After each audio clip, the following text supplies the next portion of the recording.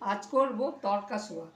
প্রথমে আমি সোয়াবিনটাকে, ছোট সোয়াবিন যেটা ছোট বড়ি, ওইটাকে সেদ্ধ করে হালকা নুন দিয়ে সেদ্ধ করে নিয়েছি।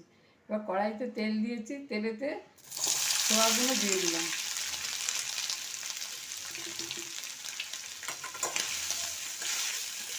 একটু নেড়ে চেড়ে ভেজে নেবো আগে।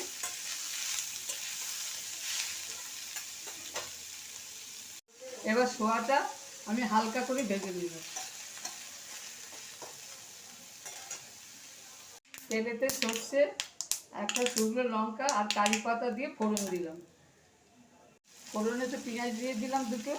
পেঁয়াজটাকে আমি হালকা করে ভাজবো, একদম লাল করব না, স্বচ্ছভাবে ভেজে নেব। এইবার এতে আমি পেঁয়াজেতে দিয়ে দেবো 1 চামচ আদা রসুন পেস্ট। ভালো করে নেড়ে নিচ্ছি। এবার এতে দেবো 1 চামচ লঙ্কা, 1/2 চামচ ধনে গুঁড়ো, 1/2 চামচ জিরে গুঁড়ো, 1/2 চামচ হলুদ গুঁড়ো।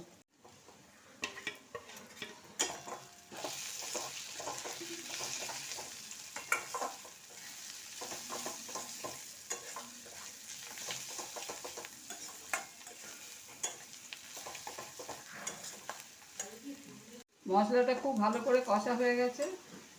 এবার 100 গ্রাম দই ভালো করে ফেটিয়ে নিয়েছি, এটাকে মশলাতে দিয়ে দিল।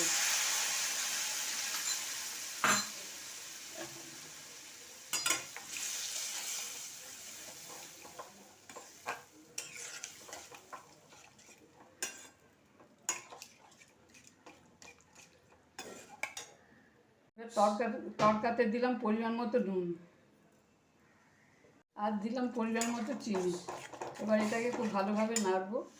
চিনিটা দিয়ে দিলাম। আমার সয়াবিন তরকা রেডি। যদি রেসিপি ভালো লাগে শেয়ার করবেন, সাবস্ক্রাইব করবেন, কমেন্ট করে জানাবেন।